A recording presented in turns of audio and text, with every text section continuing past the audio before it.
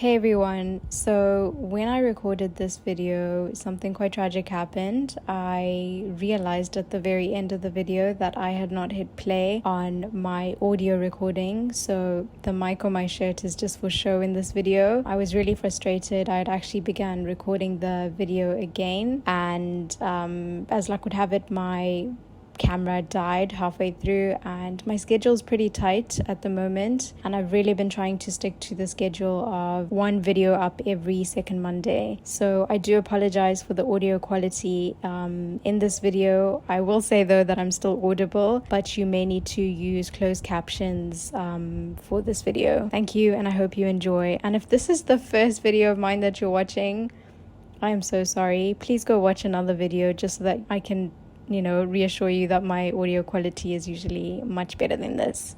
Okay, enjoy the video. Bye. Quite a strong title for a video, isn't it? So as indicated by the title of this series, I am a first generation graduate, and I think we should start by defining what that is. So a first generation student, or graduate in my case, means that your parents did not complete a university degree regardless of other family members' level of education. I do need to add the disclaimer that I know the title of this video insinuates that I do find myself wishing that my parents had gone to university, but honestly, I don't resent my parents at all for not having higher education qualification. To me, what matters most is that I really do believe that both of my parents are fulfilling their purposes within their careers. Like, they're the type of people you look at and you're like, yeah, you're doing exactly what you were supposed to be doing here. That said, being a first generation graduate is no walk in the park, and it is something I'm constantly thinking about.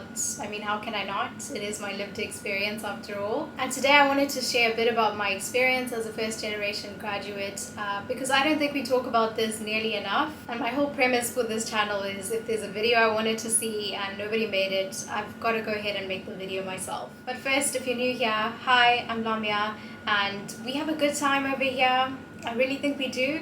At least I have a good time over here, and I make videos under the themes of education, global citizenship, and sustainable development. As a first generation graduate and student for most of my life, I have always felt like I have to honestly go the extra mile, and I've always felt like I've had to be extra independent. And this isn't necessarily a bad thing, but I have noticed that it can be a bit annoying for people that are working with you. So I remember when I went to university, I'd actually found out about the degree program through an agency, and after I had got all the information from the agency, I just proceeded on my own accord and honestly went about my business, did my own thing. And then I remember the one time my mom contacted the lady at the agency, and she just downright told my mom, we can't help her anymore because she's just moving too fast. And I don't think she was wrong for that. I think that's probably what was happening. But also, as an extra independent person, I had already foreseen that if I had waited upon the agency, I wouldn't have had my visa and other paperwork in time to actually make it to university for freshers. So I had to take matters into my own hands, and I don't regret it one bit. But also, I feel like when it's never really been an option, you don't know that help exists out there. It's only in recent years that I've actually been, using LinkedIn for research purposes and actually reaching out to people. Apparently, people are all too happy to help most of the time. I also want to talk about two things. This is a full expose.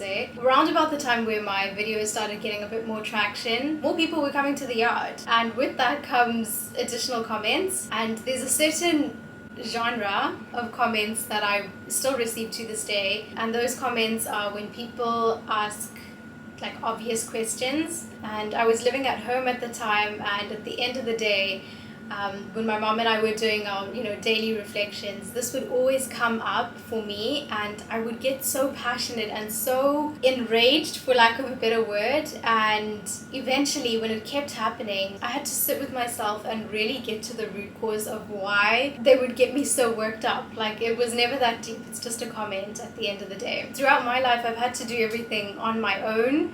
And when I see other people literally wanting to be spoon-fed every single thing, it kind of makes me feel some type of way. I also recently heard somebody say on the internet somewhere that, and I quote, "You don't have to help everyone because nobody helped you." And I really wish they had told me that before I started a whole YouTube channel. So this kind of ties into the previous point a bit. But as a first generation student or graduate, you don't necessarily have the privilege of having an inbuilt career guide within your parents. You navigate those coming of age complexities almost entirely alone. So I recently watched the final season of Sex Education, such an important show. Maeve, one of my favorite complex female characters to ever have graced my screen, said something that had me aggressively hitting the spacebar to take a breather, and also I had to run it back just to hear it again. And I need to share that because it's so relevant to this video. So for context, Maeve was on this very prestigious scholarship program in the States, and there was a very prestigious internship program that all the students were kind of competing for. It ended up going to a girl named Ellen who comes from a very well-to-do family, and honestly the internship was not really going to move the marker as it pertained to her career. And actually after getting the internship, she decided it wasn't what she wanted to do at all, and she decided she wanted to go into tech, which was a completely different field altogether. It calls back to an earlier point made by her course mate Tyrone, who said that Ellen will never understand why an internship is such a valuable opportunity for low-income students who don't have the same type of money, resources and connections to fall back on. This is echoed in Maeve's final conversation with Mr. Malloy, who earlier in the season brutally crushed her confidence under the pretense of pushing her for her own benefit. Pointing out the vast class differences between her and the other students, she tells him, "Unlike most students on this campus, I haven't grown up being told I'm brilliant or deserving. If I take a risk and it doesn't work out, I don't have a safety net to fall back on. You're going to come across other students like me, so I just want you to know that as a teacher, your words hold a lot of power." For many students like Maeve, who often see education as pathway to transcending their economic constraints, this kind of discouragement can reinforce a narrative of self-doubt they may already carry. So well put, so articulate, and this is also a really apt time to plug one of my, honestly my favorite podcast episode, entitled Academic Elitism, in which I share my innermost journey as a first-generation student at the time in an elite institution. That podcast episode complements this video really well. Also depicted really nicely through Maeve's character is just how vital the role teachers and educators play in the lives of first generation students and graduates. For me, my language teachers, English and French teachers, they are my Roman Empire. I can sincerely say there's not a day that I do not think about these women. Everything I have gone on to achieve and accomplish, I attribute to those teachers who poured so much encouragement into me. Honestly, I remember the time when one of my English teachers just said 3 simple words, "You write well," and no word of a lie, that simple 3-word sentence led me to have enough confidence to write for a wider audience. And that's not to say that my mom wasn't supportive. My mom was very supportive, truly, hats off to my mom. But you know, sometimes it takes you hearing it from somebody who is in that field for you to really, if you're a stubborn person like me, to really believe it. It's for this reason also that in my personal life I try so hard to not hold back on compliments, because you know, for me in my own life, receiving a compliment such as "you write well" made all the difference. Unfortunately, if it goes forward, it also goes backwards, and just as I think about my language teachers all the time, I also think about my grade 4 teacher and all of the verbal abuse that I endured in her class. One of the ways I've tried to narrow this gap in my knowledge is through asking a lot of questions. If we're friends, I have probably asked you about your parents' career paths and how they went about that. Not because I'm inquisitive and nosy, but because genuinely I was seeking guidance. And you know, through asking questions, I learned that actually sometimes doing a PhD deems you overqualified, as was the case for one of my friend's fathers, and obviously I would have never known that otherwise. This one is really not spoken about ever, I don't think. If you are the first person in your family to attend university, at least in my case, it really did strain some of my relationships. I remember coming home after my first year of university. I just remember feeling like it was different. And granted, when you go to university, so much about you changes, maybe the way you express yourself, the way you dress, and I remember being in the car the one time, and a family friend had asked me about another family member member, and so I was explaining what they do, and I had basically said, oh, and then they also run errands. And then I went on to say errands like, and I was interrupted by another family member in the car who then went on to say, yes, Lamia, we know what errands are.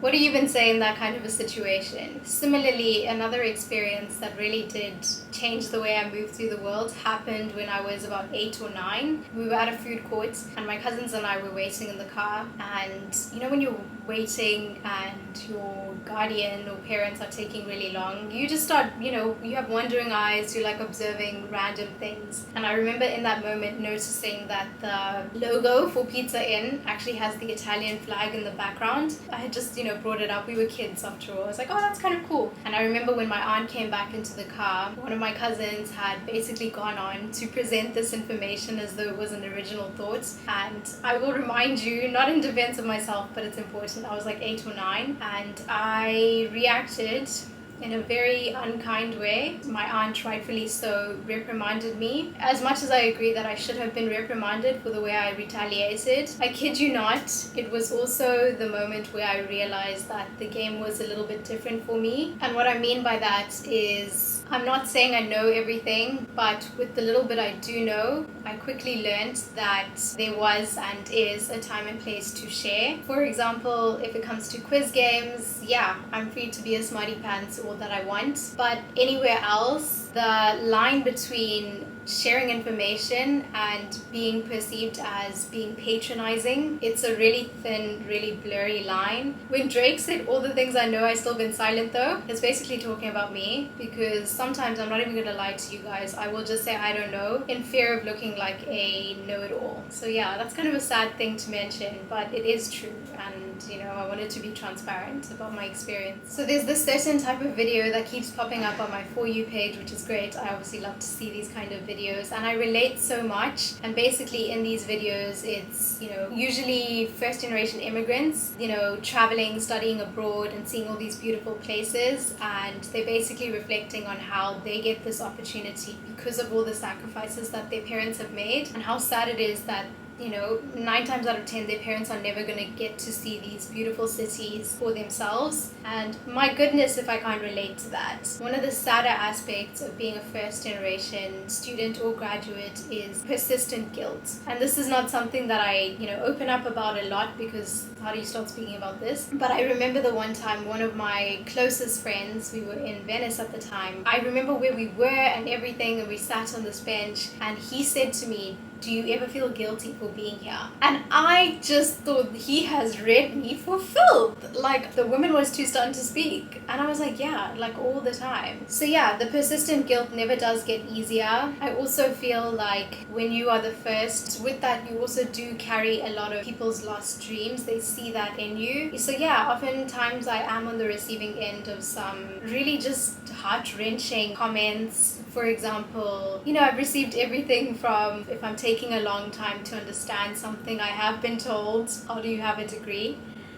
We're not going to get into that. I have also been on the receiving end of, I'm so proud of you, and it just makes me think about what I could have been if I had chosen to take my studies a bit more seriously. So I deliberately left this point up until the very end. Honestly, the advantages, so to speak, of being a first generation student or graduate are only really reserved for those who happen to be in, I'm going to say, developed countries, but particularly America. They're big on this, and maybe the UK. If you come from a developing country, truly it has no additional benefit. It just puts you, in fact, at more of a disadvantage. I have personally never received any preferential treatment or anything as a result of being a first generation graduate. If you have had a different experience, I would love to hear about it. Has being a first generation student or graduate ever given you a leg up? Because for me, apart from having a nice title for a new YouTube playlist, it's never really worked to my advantage. In conclusion, as much as the saying, heavy is the head who wears the crown, is applicable to the lived experience of a first generation student or graduate, I am am eternally grateful for the gift of education. I always say my education is my prized possession. I am eternally grateful for the opportunities I've had to further my education and all the life-changing experiences I've been able to receive as a result of my education. And I've learned that all of the points I've made about, they just come with the territory of being a first-generation student or graduate, and I can learn to live with them in full faith that I might be the first, but I'm certainly not the last. And that's on my descendants going to Princeton. Thank you guys so much for watching, and I'll see you in the next video.